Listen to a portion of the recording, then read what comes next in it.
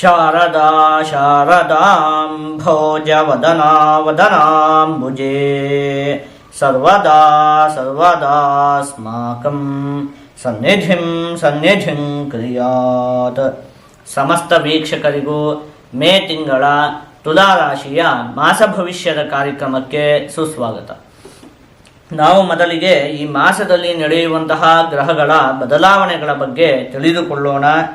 ಈ ತಿಂಗಳ 6ನೇ ತಾರೀಕಿನಂದು ಬುಧ ಗ್ರಹ ಮೇಷರಾಶಿಗೆ, 23ನೇ ತಾರೀಕಿನಂದು ವೃಷಭ ರಾಶಿಗೆ ಪ್ರವೇಶವನ್ನು ಮಾಡ್ತಾ ಇರುವಂಥದ್ದು. ರವಿಗ್ರಹ 14ನೇ ತಾರೀಕಿನಂದು ವೃಷಭ ರಾಶಿಗೆ, ಬೃಹಸ್ಪತಿ ಗ್ರಹ 14ನೇ ತಾರೀಕಿನಂದು ಮಿಥುನ ರಾಶಿಗೆ, ರಾಹುಗ್ರಹ 18ನೇ ತಾರೀಕಿನಂದು ಕುಂಭ ರಾಶಿಗೆ, ಕೇತುಗ್ರಹ ಸಿಂಹ ರಾಶಿಗೆ ಪ್ರವೇಶವನ್ನು ಮಾಡ್ತಾ ಇರುವಂಥದ್ದು. ಶುಕ್ರ ಗ್ರಹ 31ನೇ ತಾರೀಕಿನಂದು ಮೇಷರಾಶಿಗೆ ಪ್ರವೇಶವನ್ನು ಮಾಡ್ತಾ ಇರುವಂಥದ್ದು. ಇದಿಷ್ಟು ಕೂಡ ಈ ಮಾಸದಲ್ಲಿ ನಡೆಯುವಂತಹ ಪ್ರಮುಖವಾದ ಗ್ರಹಗಳ ಬದಲಾವಣೆ. ನಾವೀಗ ಇದನ್ನೆಲ್ಲ ಆಧರಿಸಿ ಈ ಮಾಸದಲ್ಲಿ ತುಲಾ ರಾಶಿಯವರಿಗೆ ಯಾವ ರೀತಿಯಾದಂತಹ ಫಲ ಪ್ರಾಪ್ತಿಯಾಗಲಿದೆ ಅಂತ ಹೇಳಿ ಒಂದೊಂದಾಗೆ ನೋಡ್ತಾ ಹೋಗೋಣ. ಮುಖ್ಯವಾದ ವಿಷಯ ಏನು ಅಂತ ಹೇಳಿದ್ರೆ, ಈ ಮಾಸದಲ್ಲಿ ಗುರುಗ್ರಹ ಮತ್ತೆ ರಾಹುಗ್ರಹ ಬದಲಾವಣೆಯನ್ನು ಹೊಂದುತ್ತಾ ಇರುವಂಥದ್ದು. ನಾವೀಗ ಏನು ಮಾಡೋಣ ಅಂತ ಹೇಳಿ ಆದರೆ, ಮೊದಲು ಈ ತಿಂಗಳಲ್ಲಿ ಉಳಿದಂತಹ ಎಲ್ಲ ಗ್ರಹಗಳಿಂದ ನಿಮಗೆ ಏನೇನು ಫಲಪ್ರಾಪ್ತಿ ಆಗುತ್ತೆ ಅನ್ನುವಂತಹ ವಿಚಾರವನ್ನು ನೋಡೋಣ. ಕೊನೆಗೆ ಈ ರಾಹುಗ್ರಹ ಮತ್ತು ಗುರುಗ್ರಹ ಬದಲಾವಣೆಯನ್ನು ಹೊಂದುತ್ತಾ ಇದೆಯಲ್ಲ, ಇದರಿಂದ ನಿಮಗೆ ಏನು ಫಲಪ್ರಾಪ್ತಿ ಆಗುತ್ತೆ ಅನ್ನುವಂತಹ ವಿಚಾರವನ್ನು ಮಾಡೋಣ. ಮೊದಲಿಗೆ ಈ ಮಾಸದಲ್ಲಿ ಉಳಿದಂತಹ ಗ್ರಹಗಳಿಂದ ನಿಮಗೆ ಪ್ರಾಪ್ತಿಯಾಗುವಂತಹ ಫಲಗಳು. ಶನಿಗ್ರಹ ನಿಮಗೆ ಈಗ ಷಷ್ಠ ಭಾವದಲ್ಲಿ ಸ್ಥಿತವಾಗಿದೆ. ಆ ಶನಿಗ್ರಹದಿಂದ ನಿಮಗೆ ಈ ಮಾಸದಲ್ಲಿ ಅನೇಕ ಉತ್ತಮವಾದ ಫಲ ಅಂತ ಹೇಳುವಂಥದ್ದು ಪ್ರಾಪ್ತಿಯಾಗತ್ತೆ. ಮುಖ್ಯವಾಗಿ ಹಣಕಾಸಿನ ವಿಚಾರದಲ್ಲಿ ಒಂದಷ್ಟು ಉತ್ತಮತೆ ಅಂತ ಹೇಳುವಂಥದ್ದು ಉಂಟಾಗತ್ತೆ. ನಿಮಗೇನಾದರೂ ಸಾಲಗಳೆಲ್ಲ ಇದ್ದಂತಹ ಪಕ್ಷದಲ್ಲಿ ಆ ಸಾಲಗಳನ್ನು ತೀರಿಸುವಂತಹ ಯೋಗ ಅಂತ ಹೇಳುವಂಥದ್ದು ಈ ಮಾಸದಲ್ಲಿದೆ. ಇನ್ನು ವಿವಾಹಾಪೇಕ್ಷೆಗಳಿಗೆ ಈ ಮಾಸ ಅತ್ಯಂತ ಉತ್ತಮವಾಗಿದೆ. ಇದಿಷ್ಟು ಕೂಡ ನಿಮಗೆ ಈ ಮಾಸದಲ್ಲಿ ಉಳಿದಂತಹ ಗ್ರಹಗಳಿಂದ ಪ್ರಾಪ್ತಿಯಾಗುವಂತಹ ಫಲಗಳು. ಈಗ ನಾನು ಈ ಹಿಂದೆಯೇ ಯೋಚನೆ ಮಾಡಿದಂತೆ ರಾಹುಗ್ರಹ ಮತ್ತು ಬೃಹಸ್ಪತಿ ಗ್ರಹ ಬದಲಾವಣೆಯನ್ನು ಹೊಂದುತ್ತಾ ಇದೆಯಲ್ಲ, ಅದರಿಂದ ನಿಮಗೆ ಏನು ಫಲ ಪ್ರಾಪ್ತಿಯಾಗುತ್ತೆ ಅನ್ನುವಂತಹ ವಿಚಾರವನ್ನು ನೋಡ್ತಾ ಹೋಗೋಣ.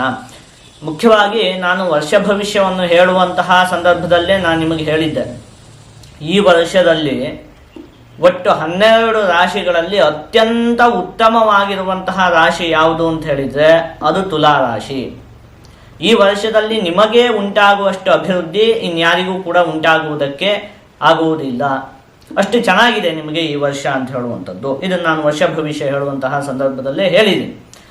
ಈಗ ಅದರಲ್ಲೂ ಕೂಡ ರಾಹುಗ್ರಹ ಮತ್ತು ಬೃಹಸ್ಪತಿ ಗ್ರಹ ಈ ಮಾಸದಲ್ಲಿ ಬದಲಾವಣೆಯನ್ನು ಹೊಂದುತ್ತಾ ಇದೆಯಲ್ಲ, ಅವಿಂದ ಏನೇನು ಫಲಪ್ರಾಪ್ತಿ ಆಗುತ್ತೆ ಅದನ್ನು ನೋಡ್ತಾ ಹೋಗೋಣ. ಮೊದಲನೇದಾಗಿ ಇಲ್ಲಿಯವರೆಗೆ 1 ವರ್ಷಗಳ ಕಾಲ ನಿಮಗೇನಾಗಿತ್ತು, ಗುರುಗ್ರಹ 8ನೇ ಮನೆಯಲ್ಲಿ ಸ್ಥಿತವಾಗಿತ್ತು ಈ ಹಿಂದೆ 1 ವರ್ಷಗಳ ಕಾಲ. ಈಗ ಅದು ಈ ತಿಂಗಳಲ್ಲಿ 9ಮ ಭಾವಕ್ಕೆ ಪ್ರವೇಶವನ್ನು ಮಾಡ್ತಾ ಇರುವಂಥದ್ದು. ಹಾಗಾಗಿ ಈ ವಿಚಾರವನ್ನು ನಾವು 2 ವಿಭಾಗವನ್ನು ಮಾಡಿ ತಿಳಿದುಕೊಳ್ಳೋಣ. ಇಲ್ಲಿವರೆಗೆ ನಿಮ್ಗೆ ಏನೇನು ಫಲಪ್ರಾಪ್ತಿ ಆಯಿತು, 8ನೇ ಮನೆಯಲ್ಲಿ ಗುರುಗ್ರಹದ ಸ್ಥಿತಿ ಇತ್ತಲ್ಲ, ಅದನ್ನು ಮೊದಲು ನೋಡೋಣ. ಅದಾದಮೇಲೆ ಇನ್ನು ಮುಂದೆ ಏನು ಫಲಪ್ರಾಪ್ತಿ ಆಗುತ್ತೆ ಅನ್ನುವಂತಹ ವಿಚಾರವನ್ನು ನೋಡೋಣ.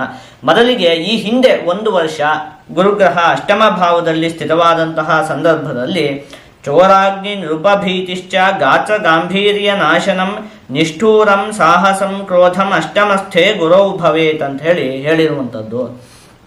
ಅಂದರೆ ಮುಖ್ಯವಾಗಿ ಒಂದಷ್ಟು ಅಮೂಲ್ಯವಾದಂತಹ ವಸ್ತುಗಳು ಕಳೆದು ಹೋಗುವಂತಹ ಯೋಗ ನಿಮಗೆ ಇತ್ತು ಈ ಹಿಂದೆ 1 ವರ್ಷದಲ್ಲಿ. ಏನೋ ಒಂದಷ್ಟು ಫೋನ್ ಆಗಿರಬಹುದು, ಎಲ್ಲೋ ತಗೊಂಡು ಹೋಗಿರ್ತೀರಿ, ಅಲ್ಲೇ ಮರೆತು ಬಿಟ್ಟು ಬರುವಂಥದ್ದು ಇರಬಹುದು, ಅಥವಾ ಅದರ ಒಂದು ಕಳ್ಳತನ ಅಂತ ಹೇಳುವಂಥದ್ದು ಆಗುವಂಥದ್ದು ಇರಬಹುದು. ಈ ರೀತಿಯಾಗಿ ಒಂದಷ್ಟು ಅಮೂಲ್ಯವಾದಂತಹ ವಸ್ತುಗಳೆಲ್ಲ ಕಳೆದು ಹೋಗುವಂತಹ ಒಂದು ಯೋಗ ಅಂತ ಹೇಳುವಂಥದ್ದು ನಿಮಗಿತ್ತು ಈ ಹಿಂದೆ 1 ವರ್ಷದಲ್ಲಿ. ಅಂಥದ್ದೆಲ್ಲ ಉಂಟಾಗಿರುತ್ತೆ. ಇನ್ನು ಮುಖ್ಯವಾಗಿ ಆರೋಗ್ಯಕ್ಕೆ ಸಂಬಂಧಪಟ್ಟಿರುವಂತಹ ವಿಚಾರದಲ್ಲಂತೂ ಅನೇಕ ಸಮಸ್ಯೆಗಳು ಅಂತ ಹೇಳುವಂಥದ್ದು ನಿಮಗೆ ಉಂಟಾಯಿತು. ಮತ್ತು ಸುಮ್ಮನೆ ಕೋಪ ಬರುವಂಥದ್ದು, ಕೋಪದಿಂದ ಒಂದಷ್ಟು ಅನಾಹುತಗಳು ಅಂತ ಹೇಳುವಂಥದ್ದು ಕೂಡ ಉಂಟಾಯಿತು. ಕೆಲವೊಂದಷ್ಟು ಅವಮಾನಗಳು, ಒಂದಷ್ಟು ಚುಚ್ಚು ಮಾತುಗಳನ್ನು ಕೂಡ ಕೇಳುವಂತಹ ಪ್ರಸಂಗಗಳು ನಿಮಗೆ ಉಂಟಾಯಿತು. ಇದೆಲ್ಲ ಯಾವಾಗ, ಗುರುಗ್ರಹ ಅಷ್ಟಮ ಭಾವದಲ್ಲಿ ಇರುವಾಗ ಹೇಳಿರುವಂತಹ ಫಲಗಳು. ಅಂದರೆ ಈ ಹಿಂದೆ ಒಂದು ವರ್ಷದಲ್ಲಿ ನಿಮಗೆ ಇಷ್ಟು ಸಮಸ್ಯೆ ಅಂತ ಹೇಳುವಂಥದ್ದು ಉಂಟಾಯಿತು. ಈಗ ಗುರುಗ್ರಹ ನವಮ ಭಾವಕ್ಕೆ ಹೋಗ್ತಿದೆಯಲ್ಲ, ಇನ್ನು ಮುಂದೆ ಒಂದು ವರ್ಷ ಅದರಿಂದ ಯಾವ ರೀತಿಯಾದಂತಹ ಫಲ ಅಂತ ಹೇಳುವಂಥದ್ದು ಪ್ರಾಪ್ತಿಯಾಗುತ್ತೆ. ಅರ್ಥಂಚ ಸ್ವಕುಲಾಚಾರ ಗೃಹಲಾಭ ಸುಭೋಜನಂ ನಿತ್ಯ ಸ್ತ್ರೀ ಜನ ಸಂಪರ್ಕ ನವಮಸ್ಥೆ ಭವೇದ್ ಗುರವು ಅಂತ ಹೇಳಿರುವಂಥದ್ದು. ಅಂದರೆ ಹಣಕಾಸಿಗೆ ಸಂಬಂಧಪಟ್ಟಿರುವಂತಹ ವಿಚಾರದಲ್ಲಿ ನಿಮಗೆ ಒಂದಷ್ಟು ಅಭಿವೃದ್ಧಿ ಎನ್ನುವಂಥದ್ದು ಉಂಟಾಗುತ್ತೆ. ಗೃಹ ಲಾಭ, ಮನೆಗೆ ಸಂಬಂಧಪಟ್ಟಿರುವಂತಹ ವಿಚಾರದಲ್ಲಿ ಈ ವರ್ಷ ಅತ್ಯಂತ ಉತ್ತಮವಾಗಿದೆ. ಅಂದರೆ ನೀವೇನಾದರೂ ಮನೆಯನ್ನು ಕಟ್ಟಬೇಕು ಅಂತ ಹೇಳುವಂಥ ಆಸೆ ನಿಮಗೆ ಇದ್ದಂತಹ ಪಕ್ಷದಲ್ಲಿ ಅದೆಲ್ಲ ಈ ವರ್ಷದಲ್ಲಿ ಈಡೇರುತ್ತೆ. ಅಥವಾ ಕಟ್ಟಿರುವಂತಹ ಮನೆಯನ್ನು ತೆಗೆದುಕೊಳ್ಳಬೇಕು ಅಂತ ಹೇಳುವಂತಹ ಆಸೆ ಇದ್ರೂ ಕೂಡ ಅದು ಕೂಡ ಈ ವರ್ಷದಲ್ಲಿ ಈಡೇರುತ್ತೆ. ಅಥವಾ ನೀವೇನೋ ಒಂದಷ್ಟು ಮನೆಗಳನ್ನು ಕಟ್ತಾ ಇರ್ತೀರಿ, ಆ ಮನೆ ಯಾವುದೋ ಒಂದು ಕಾರಣಕ್ಕಾಗಿ ಅರ್ಧಕ್ಕೆ ನಿಂತು ಹೋಗಿರುತ್ತೆ. ಆ ರೀತಿಯಾದಂತಹ ಸಮಸ್ಯೆಗಳೆಲ್ಲ ಇದ್ದಂತಹ ಪಕ್ಷದಲ್ಲಿಯೂ ಕೂಡ ಅದೆಲ್ಲ ಈ ವರ್ಷದಲ್ಲಿ ಬಗೆಹರಿಯುತ್ತೆ. ಅಂದರೆ ಆ ಮನೆಯನ್ನು ಮತ್ತೆ ಕಟ್ಟಬಹುದು, ಮುಂದುವರಿಸಬಹುದು, ಅದೆಲ್ಲ ನಡೆಯುತ್ತೆ. ಈ ರೀತಿಯಾಗಿ ಒಟ್ಟಲ್ಲಿ ಏನು ಗೊತ್ತಾ, ಮನೆಗೆ ಸಂಬಂಧಪಟ್ಟಿರುವಂತಹ ವಿಚಾರದಲ್ಲಿ ಈ ವರ್ಷ ಅತ್ಯಂತ ಉತ್ತಮವಾಗಿದೆ. ಮನೆಗೆ ಸಂಬಂಧಪಟ್ಟಿರುವಂತಹ ವಿಚಾರದಲ್ಲಿ ಅನೇಕ ರೀತಿಯಾಗಿ ನಿಮಗೆ ಅಭಿವೃದ್ಧಿ ಅನ್ನುವಂಥದ್ದು ಉಂಟಾಗುತ್ತೆ. ಇನ್ನು ವಿವಾಹಾಪೇಕ್ಷೆಗಳಿಗೂ ಕೂಡ ಈ ವರ್ಷ ಅತ್ಯಂತ ಉತ್ತಮವಾಗಿದೆ. ತುಂಬಾ ವರ್ಷದಿಂದ ಹುಡುಕ್ತಾ ಇರ್ತೀರಿ, ಎಲ್ಲೂ ಕೂಡ ಹುಡುಗ ಸಿಗ್ತಾ ಇರೋದಿಲ್ಲ ಅಥವಾ ಹುಡುಗಿ ಸಿಗ್ತಾ ಇರೋದಿಲ್ಲ. ಈ ರೀತಿಯಾದಂತಹ ಸಮಸ್ಯೆಗಳೆಲ್ಲ ಇದ್ದಂತಹ ಪಕ್ಷದಲ್ಲಿ ಅದೆಲ್ಲ ಈ ವರ್ಷದಲ್ಲಿ ಬಗೆಹರಿದು ಹೋಗುತ್ತೆ.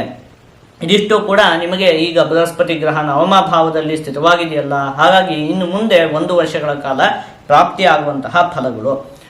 ಈಗ ನಾವು ನೋಡಿದ್ವಲ್ಲ, ರಾಹುಗ್ರಹ ಕೂಡ ಬದಲಾವಣೆಯನ್ನು ಹೊಂದುತ್ತಾ ಇದೆಯಲ್ಲ, ಅದರಿಂದ ನಿಮಗೆ ಏನು ಫಲಪ್ರಾಪ್ತಿ ಆಗುತ್ತೆ ಎನ್ನುವಂತಹ ವಿಚಾರವನ್ನು ನೋಡೋಣ. ರಾಹುಗ್ರಹ ನಿಮಗೆ ಇನ್ನು ಪಂಚಮ ಭಾವಕ್ಕೆ ಪ್ರವೇಶವನ್ನು ಮಾಡುತ್ತೆ. ಹಾಗಾಗಿ ಮಕ್ಕಳೊಂದಿಗೆ ನೀವು ಒಂದು ಸ್ವಲ್ಪ ತಾಳ್ಮೆಯಿಂದ ವ್ಯವಹಾರವನ್ನು ಮಾಡಬೇಕಾಗುತ್ತೆ. ಉಳಿದಂತಹ ಎಲ್ಲ ವಿಚಾರಕ್ಕೂ ಕೂಡ ಈ ವರ್ಷ ನಿಮಗೆ ಅತ್ಯಂತ ಉತ್ತಮವಾಗಿದೆ. ಎಲ್ಲ ವಿಚಾರದಲ್ಲೂ ಅಭಿವೃದ್ಧಿ ಎನ್ನುವಂಥದ್ದು ಉಂಟಾಗುತ್ತೆ.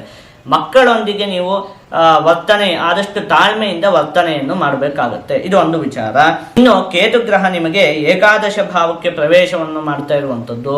ಆಗ ಶಿಖಿ ಲಾಭಗಃ ಸರ್ವಲಾಭಂ ಕರೋತಿ ಅಂತ ಹೇಳಿರುವಂಥದ್ದು. ಅಂದರೆ ಕೇತುಗ್ರಹ ಏಕಾದಶ ಭಾವದಲ್ಲಿ ಸ್ಥಿತವಾದಂತಹ ಸಂದರ್ಭದಲ್ಲಿ ಸರ್ವಲಾಭ, ಎಲ್ಲ ರೀತಿಯಿಂದಲೂ ನಿಮಗೆ ಲಾಭ ಅಂತ ಹೇಳುವಂಥದ್ದು ಉಂಟಾಗುತ್ತೆ ಅಂತ ಹೇಳಿರುವಂಥದ್ದು. ಹಾಗಾಗಿ ನಾನು ಹೇಳಿದ್ದು ನೋಡಿ, ಶನಿಗ್ರಹ ಷಷ್ಠ ಭಾವಕ್ಕೆ ಪ್ರವೇಶ ಮಾಡಿದೆ, ಅತ್ಯಂತ ಉತ್ತಮವಾಗಿ ಸ್ಥಿತವಾಗಿದೆ. ಈಗ ಈ ಮಾಸದಲ್ಲಿ ಬೃಹಸ್ಪತಿ ಗ್ರಹ ಕೂಡ ನವಮ ಭಾವಕ್ಕೆ ಪ್ರವೇಶವನ್ನು ಮಾಡ್ತಾ ಇದೆ. ಕೇತುಗ್ರಹ ಕೂಡ ಏಕಾದಶ ಭಾವಕ್ಕೆ ಪ್ರವೇಶವನ್ನು ಮಾಡ್ತಾ ಇದೆ. ಇನ್ನೇನು ಬೇಕು ಹೇಳಿ ನಿಮಗೆ? ಈ ವರ್ಷದಲ್ಲಿ ನಿಮಗೆ ಎಲ್ಲ ರೀತಿಯಿಂದಲೂ ಕೂಡ ಅಭಿವೃದ್ಧಿ ಅನ್ನುವಂಥದ್ದು ಉಂಟಾಗುತ್ತೆ. ನಿಮ್ಮ ಸಮಯ ಆರಂಭ ಆಗಿದೆ. ನೀವೀಗ ಗೆಲ್ಲುವುದಕ್ಕೆ ಸಿದ್ಧರಾಗಬೇಕು. ಅಂದರೆ ಏನು ಹೇಳಿ, ಅದೃಷ್ಟ ಅಂತ ಹೇಳುವಂಥದ್ದು ನಿಮ್ಮ ಜೊತೆಗಿದೆ. ನೀವಿನ್ನು ಪ್ರಯತ್ನ ಮಾಡಬೇಕಷ್ಟೆ. ಗೆಲ್ಲುವುದಕ್ಕೆ ನೀವು ಸಿದ್ಧರಾಗಬೇಕು, ನೀವು ಪ್ರಯತ್ನ ಮಾಡಬೇಕಷ್ಟೆ.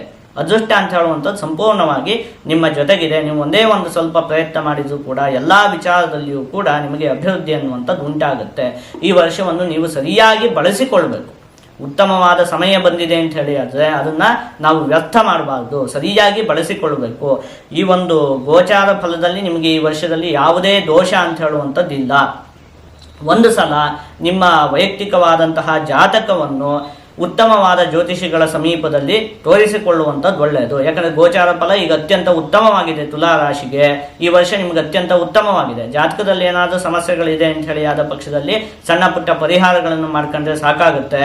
ನಿಮಗೆಲ್ಲ ವಿಚಾರದಲ್ಲಿಯೂ ಕೂಡ ಈ ವರ್ಷದಲ್ಲಿ ಅಭಿವೃದ್ಧಿ ಅನ್ನುವಂಥದ್ದು ಉಂಟಾಗುತ್ತೆ. ಈಗ ನಾವು ಏನೇನು ಮಾಡಿದ್ವಿ ಹೇಳಿ?